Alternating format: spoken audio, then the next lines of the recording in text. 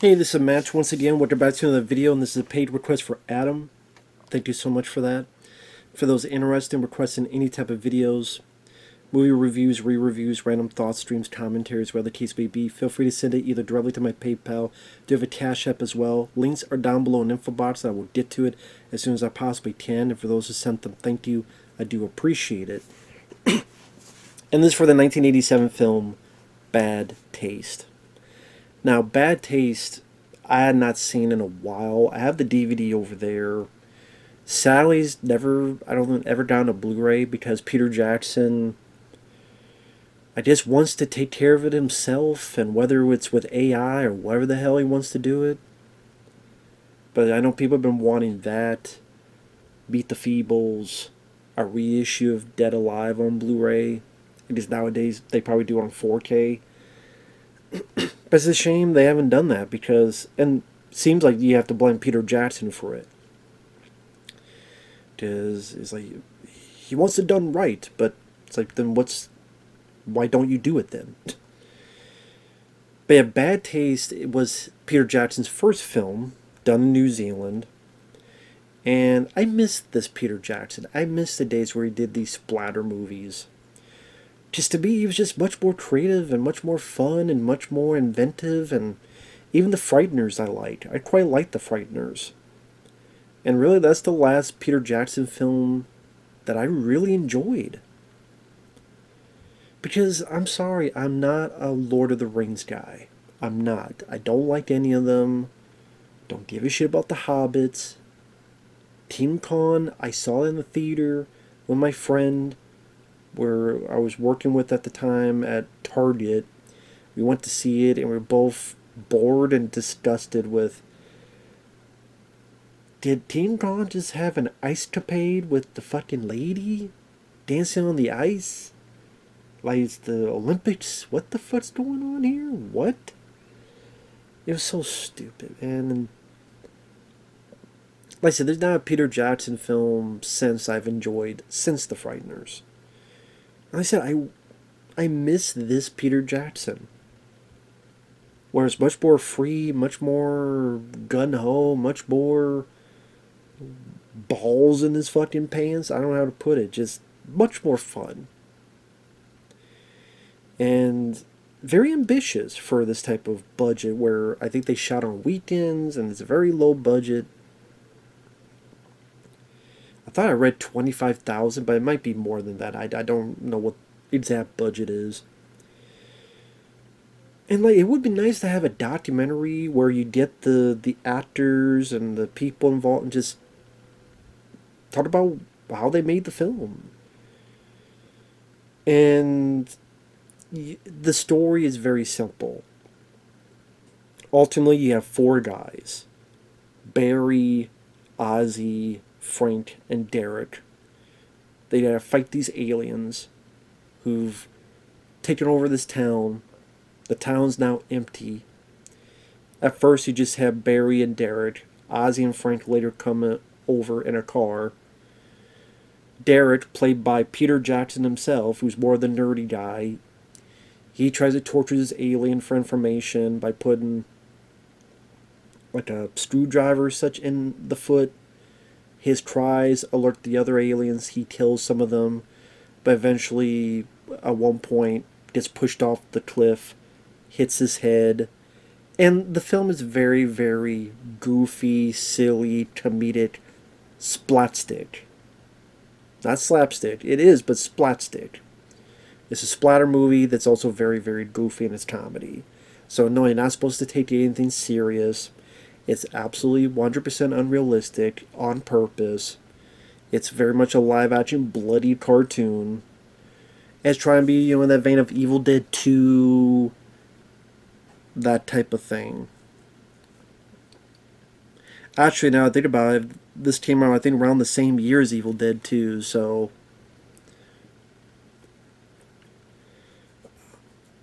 Because I think this was 87, and wasn't that around when Evil Dead 2 came out, too? So maybe, like, the first Evil Dead was an inspiration for him, and that type of Sam Raimi stuff. That's the thing, it'd be nice to hear about all this. It'd be nice to have this information. But anyway, the when Derek fell, a piece of his head's open, and if it's open, he seizes. But then if he closes it, he can manage. And there's times like he's trying to put his brain back into it, or he finds other alien brains, try to put it back in there, and he uses like a hat to keep it, but it gets blown off, so he uses like a belt and puts it like a headband, like it's a Rambo or something. While he's going through all that, Barry and then eventually Ozzy and Frank, they get there. They need to go rescue this guy who came in the town to get money for charity, who got caught by these aliens, put into this tub of vegetables. Because these aliens, they love the taste of human flesh. In fact, they want to start a fast food operation using humans. Now, for the most part, the aliens you see in their human form until the very third act, where you see them much more in the Pillsbury Doughboy from Hell, HR Puffin stuff type of things. Which is, again, it's goofy look, but it's a fun goofy look. It's a silly look, but it's a fun silly look. And really, this is the type of movie that if I, back then, I would have made. But I didn't. But, get some friends, guns, shoot a bunch of aliens, try to have deaths in as many gory, crazy ways that we can for our budget. And in this case, work humor into it. So, Peter Jackson is Derek. He's using an Uzi and shoots, and the alien, the bad guy has sledgehammer, but he shoots the arm off, and the sledgehammer comes back and hits the bad guy behind him and goes into the thing's head. So this arm's been shut off while the arm is attached to the sledgehammer that's now on this other alien's head. Or he shoots one, but then pushes the gun all the way through and uses it as a shield to shoot the others. I mean, hell, very early on, the guy Barry gets his gun and shoots, and the top half of the creature comes. I say creature, they look human at this point, but deep down they're aliens. Shoots the top half off, and you just see like the bottom jaw and teeth and blood sprouting off. All done practically and fun. You say they're cheap practical effects, but they're fun to look at. They're fun. They have a charm to them. And because it's so over the top and it's so outlandish, it does create a bit of laughs. Now you say like the first third of the film may be a little bit slow. Although, I mean, I wouldn't say... I didn't think it was slow, but you're pretty much dealing with like Peter Jackson's character Derek, a little bit of the one guy Barry. But it's kind of like Peter Jackson's. I don't really have a lot for me to do in this one bit, because I know throughout it, the rest of it, I'm going to be injured, this character, and that's going to amount to what that character does at the end of the film. So we're establishing that. And there's some dangerous stuff too. There's a bit where there's Peter Jackson himself fighting a guy or two, and they're right by this cliff. Like, you see they're right by this cliff. And one false move, one screw up, they could just slide off that fucking cliff into the rocks below. So it's pretty dangerous stuff. And they try to do ambition with the camera work as well. Like, the camera at one point goes around and then goes above a shed, so they got like a crane shot. So it may be not as much as, say, Evil Dead, but there's definitely some camera shots here that's reminiscent of Evil Dead. Maybe not the that type of thing. But there's definitely some shots that are trying to be a bit more ambitious with it, which I appreciate. I do appreciate when directors do that. Now, is the acting top-notch? No. This does seem like just Peter Jackson got his buddies, which probably did. So the guy who plays Frank or Ozzy, they got the New Zealand accents. Some may not know what the hell they're saying all the time. And they're not finite actors. But, as rough and tumble guys, I still liked them, even though I know they're not grade A actors. and their dialogue delivery is not the best with finesse. I still liked them. I like the dialogue they put in. You know, we gotta shoot the I guess we should shoot the bastards. And they're men of action. You know, they go in with ski masks and they infiltrate. One of them pretends to be one of the aliens and they need to rescue the guy. The aliens have this ritual where one of them pukes and they gotta drink it, and the guy doesn't want to drink it and he does. And they go, this tastes good. And really, the second half of the film is just them killing bad guys. That really is what it is. With a lot of gunplay and a lot of shootouts and a big body count, and at times trying to find some inventive ways to do it. Some comedy put in there, like when Derek, is getting his brain, his head settled. He finds a van where there's a standees of the Beatles. So he'll drive, and he'll run over one, and then you'll see like the blood in front of the Paul McCartney or John Lennon with their standee kind of frozen. And you see the blood, it's stuff like that with the humor. And the amount of different kills. There's, I think, is Frank, he's getting shot at, and he keeps avoiding the bullets, and he's getting crazier and crazier. He avoids the bullets here and avoids the bullets there, and he just shoots at the trees, and like 6 people fall out of the tree. Here's 1, here's 2, oh, here's 3, shit, here's 4, here's 5, here's 6. Or the one guy, Ozzy, who's got a little bit more of the puffed out hair. He's trying to get the hostage to safety, and there's this guy who's got like a butcher, like a meat cleaver, and there's like these 2 bigger guys, and Ozzy gets grabbed, and he does like this flip as the guy swings it, and it cuts the one alien's gut. He takes the other guy and throws him off. There's one guy, Barry, who has to deal with 2, so he like throws a machete in the one's neck, and then he puts one to the head, then throws one into the neck. And a lot of shootout, a lot of people. Now, granted, it's not always like big bloody squibs like a John Woo film, but there's definitely a big body count where they shoot a lot of people, a lot of bad guys. They even have a rocket launcher, and the one guy, Ozzy, gets the rocket launcher and blows up this car with 2 aliens in it. It depends if you're the type of guy like me that likes that type of stuff where it's just action for the sake of action, shooting the shit out of everybody type of thing. There's fun to be had. Yes, it is of a low budget quality. So the guns are not going to be properly used in a realistic fashion, and the amount of bullets people have and all that stuff.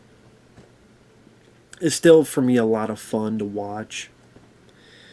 And there's certain shots I wonder how the hell they did it. Like, there's a bit where Ozzy has a rocket and he shoots it, and you see the rocket fly out towards the building in, like, the same shot. And you see the rocket go towards it, and it blows up a chunk of the damn building, the house. I'm like, how the fuck did they... But what, did they really shoot a fucking rocket, or did they use, like, how the hell did they do that shot?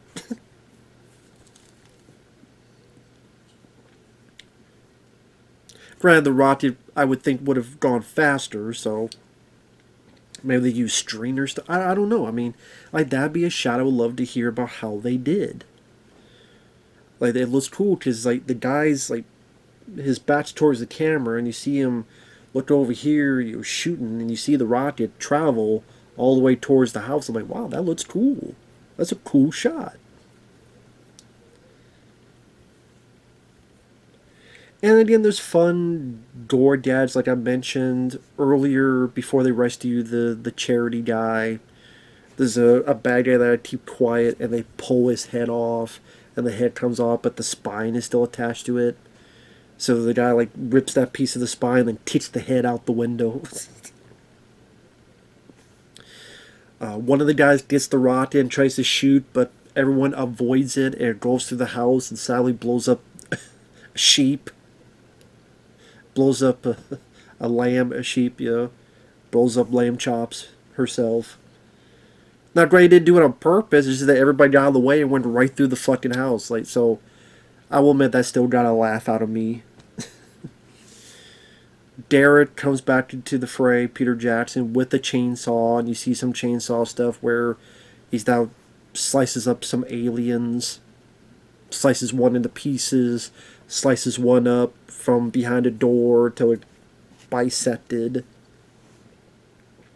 Even the other guys know this guy's out of his mind, they get the fuck out. Before, some stuff with the aliens, like there's the one guy Ozzy doing like these rabbit punches, and then knees him in the nuts. So it's splatter, slapstick, action, all sorts of stuff combined. If you like that kind of low budget filmmaking and energy and gun ho determination, that's a lot of fun to be had. I mean, spoilers.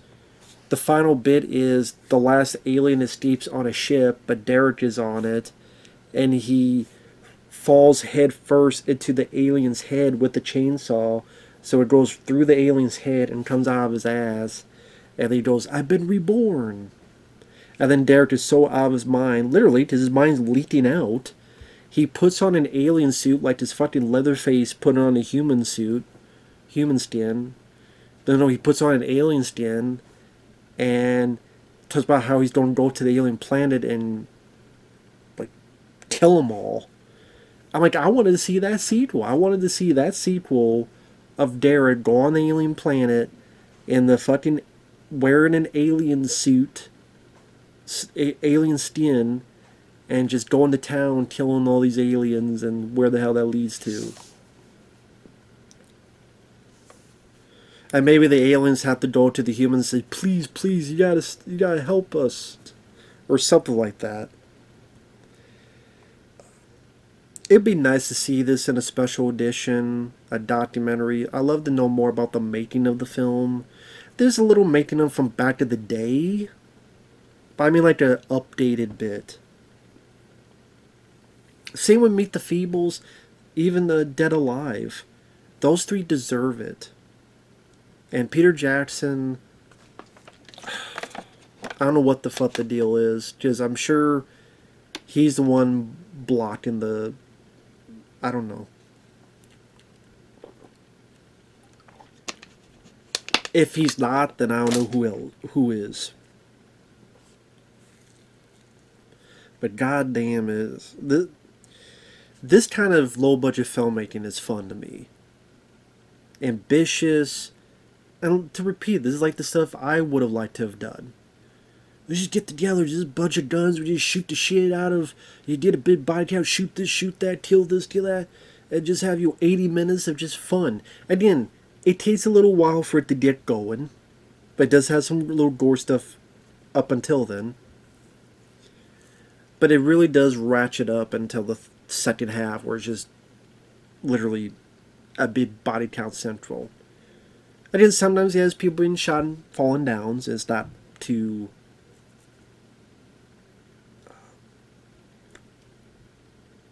I was going to say competent. It's not too...